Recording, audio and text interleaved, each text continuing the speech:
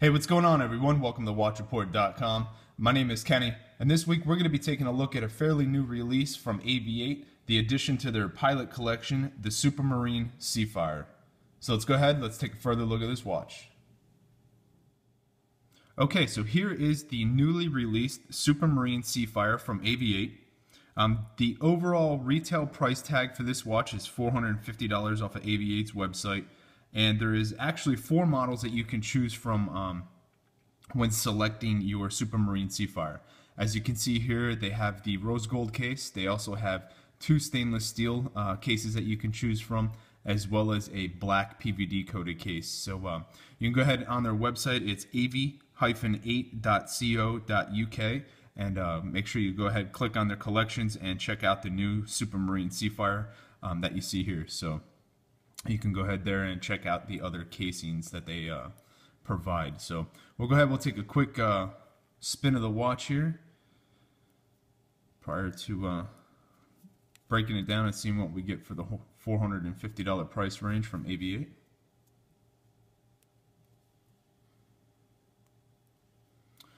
Okay, so we have a stainless steel case done in the rose gold here. We have an overall case measurement of 43 millimeters, an overall lug-to-lug measurement of 52 millimeters, an overall case height of 13 millimeters. As you can see here, we have a nice coined edge on the bezel. And the casing, I actually like the way AVI-8 did this with the brushed stainless steel on the side of the casing there, and then the high polished stainless steel on the top of the casing. Just gives the case a nice dress appeal, making it pop with the contrast between the brushed and the polished very nicely. Give you a spin around the bezel here. Take a nice look at that coined edge. Dresses up the case very nicely. As you can see here on the 3 o'clock side, we have our chrono pushers. We have a push-pull crown here.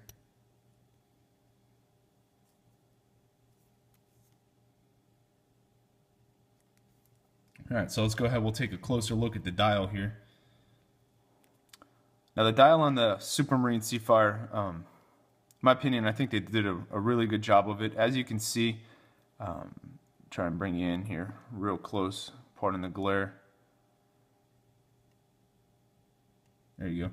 You can see the sub-dials are actually inlaid inside of the actual dial of the watch, giving it a nice cool feature, almost in the shape of like a pilot's helmet, I guess you could say, or a pilot's head with the helmet on there.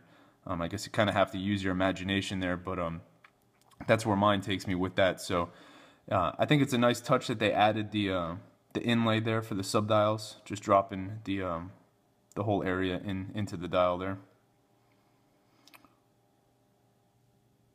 See, we use the Arabic numerals around the dial there for the hour markers. Now, powering this watch is the Hattori VD53.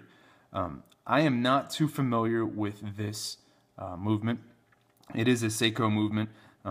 Most companies right now are running with the Miyota, the Japanese movements. And there's a slight difference in between the Hattori VD53 and the Miyotas that most of us are used to. Being a chronograph here, I'm just going to go ahead, we'll start the time. And you can see instantly, like with the Miyotas, the large second hand is the actual primary second hand for the chronograph movement. On the VD53, it's actually reversed. So the large second hand is the hour-minute second hand, with the sub-dial second hand being the chronograph second hand. So and there is a slight, another slight difference between the VD53 and the Miyotas as well when resetting the chronograph. I'm going to let this time spin here for a couple minutes, and then we'll get back to that. But as you can see here, we use nice sword-shaped hour-minute hands. Now the hour-minute hands do have a nice loom pop to them. As well as the 12, 3, 6, and 9 markers. You can see like those little triangle Those are illuminated as well. So the overall lume of this watch is okay. It's nothing to write home about, as there is definitely better lume that's out on the market. But for AVI-8's line, it's pretty good. You can see here AVI-8 ran with the red tip on their second hands as well as the sub-dial hands, giving the dial a nice bit of red flare and a little bit of pop to the color. We have the circular date window right there between the 4 and the 5 hour marker. Alright, we'll take a look at the case back here. So we have the AVI-8 logo there.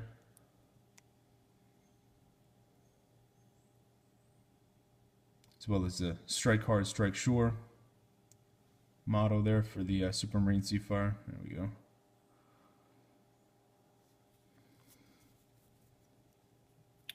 Does come with a mineral crystal.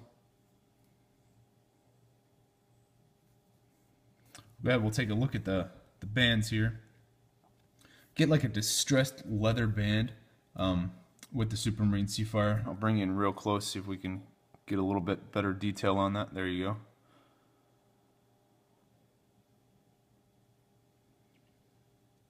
Overall, it's a 22mm strap. So you can go ahead, we can switch out this strap for all you strap freaks out there that like to throw all your different variations of straps on your watches. Flip it over, you can see the AVI-8 logo here on the buckle strap. Nice stainless steel buckle, the AVI-8 logo there.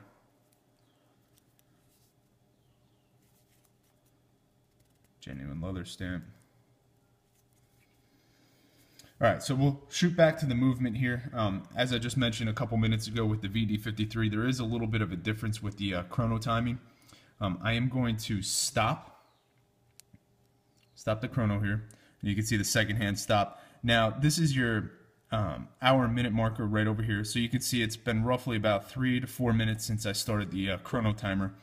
And what I want you to do is actually pay attention to the second hand here, and then as well as the minute hand. So kind of keep your eyes on both of them here. You know what? I am going to move the hour and minute hand completely out of the way here to the 12 o'clock position, just so you guys can get a better angle here. Now, with the Miyotas and most movements out there, it's almost like a flyback chronograph. With the VD53, it's completely different. So when I go to reset this, you are going to see the second hand tick in reverse, and it's actually counting down the minutes as well. So my opinion, this is a cool feature.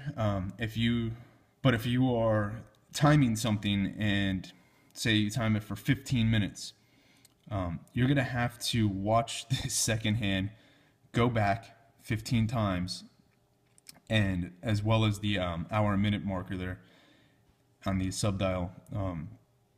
So if you were timing things and you need back-to-back repetition on the time, and you don't want to wait the 30 seconds or the minute, this could be a downfall. Obviously, this is not a watch that you're going to be having out on the track and timing and stuff like this. This is just more of a dress chronograph.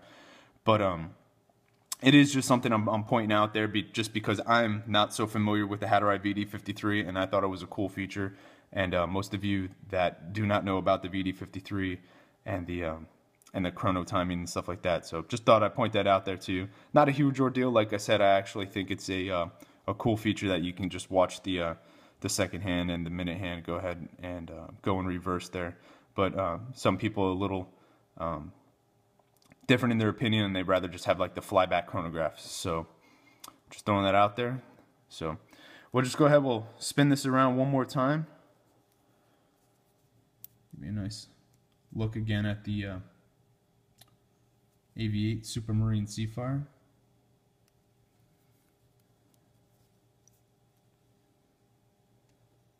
Now make sure you click the link in the description below that will take you to watchreport.com, and it will bring you to the full written article where there will be wrist shots, numerous high-res pictures of the Supermarine Seafire as well as loom shots and everything else. So make sure you give us a thumbs up if you found this this review useful.